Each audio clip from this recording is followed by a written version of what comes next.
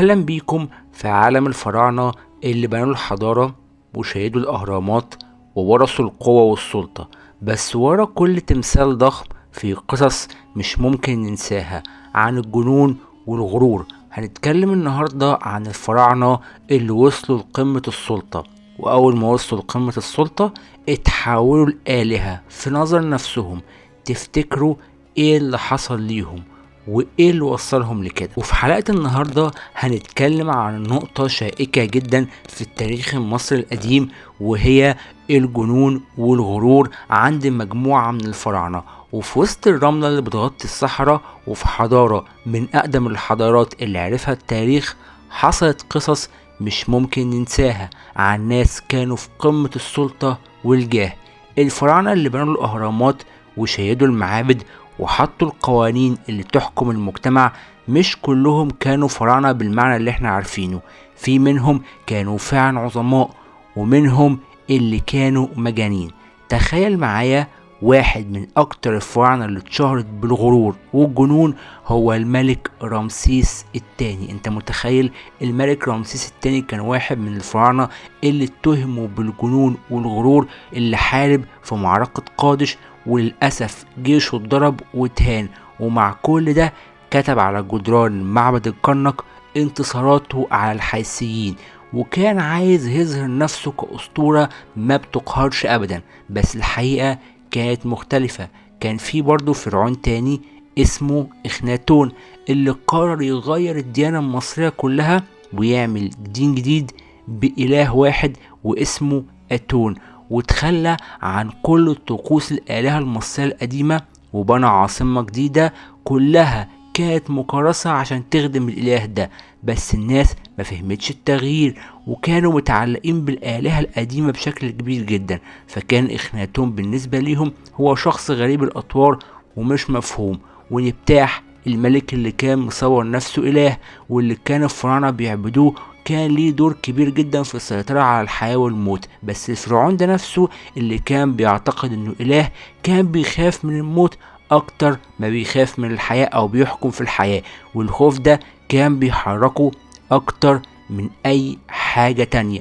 مش بس الفراعنة اللي كانوا كده، في كل زمان ومكان القوة المطلقة بتخلي الواحد يفقد الاحساس بالواقع ويبدأ يشوف نفسه فوق الكل وفوق القانون وفوق كل حاجة، والنتيجة بتكون فعلا مأساوية.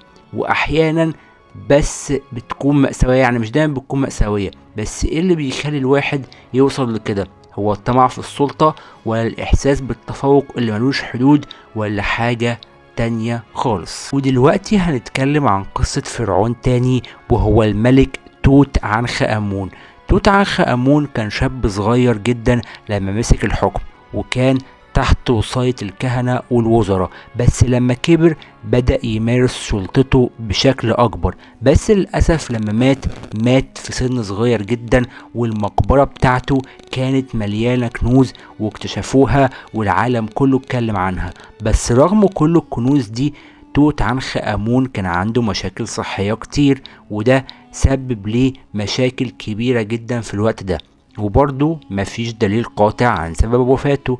في حاجات كتير مش واضحة في حياة الفراعنة اللي كانوا قبل منه، بس الحاجة الوحيدة اللي واضحة ان القوة والسلطة ممكن يغيروا الواحد بطريقة مختلفة تماما. وفي حاجات كتير بتقول ان الفراعنة كانوا بيحاولوا فعلا يسيطروا على العالم بطريقتهم الخاصة، وكانوا بيبنوا الأهرامات والمعابد، وكانوا بيحاربوا علشان يوسعوا أراضيهم.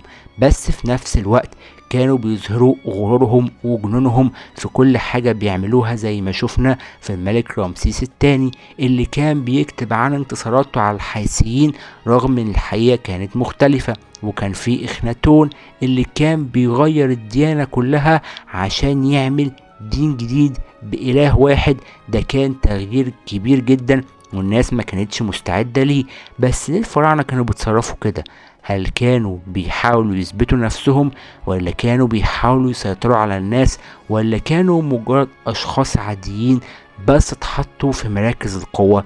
في حاجات كتير مش واضحة، بس اللي واضح ان القوة فعلا بتغير الناس وبتخليهم يشوفوا نفسهم بشكل مختلف، والاثر اللي بيسيبه الحاكم بيفضل موجود آلاف السنين زي ما احنا شايفين في مصر دلوقتي. الاهرامات والمعابد والتماثيل لسه موجودة وبتتكلم عن قصص الفراعنة اللي كانوا بيحكموا مصر زمان. ايه اللي يخلي واحد يتخيل انه فرعون قوي ومحدش يقدر يقهره؟ هل كان ده بيخليه فرعون عادل من وجهة نظره، ولا بتخليه يا الناس تعتبره اله؟ هنتكلم المرة الجاية عن تأثير الفراعنة عن الحضارة المصرية وازاي لسه اثارهم موجودة لحد دلوقتي. شكرا ليكم على متابعة الحلقة دي، واتمنى تكونوا استمتعتوا بالقصص والحقائق اللي ذكرناها عن ملوك الفراعنة. ولو عندكم اي اسئلة او تعليقات اكتبوها في التعليقات تحت الفيديو، وما تنساش تشتركوا في القناة وتفعلوا زرار الجرس عشان يوصل لكم كل جديد. لحد هنا وهنتقابل مع بعض في حلقة جديدة. سلام.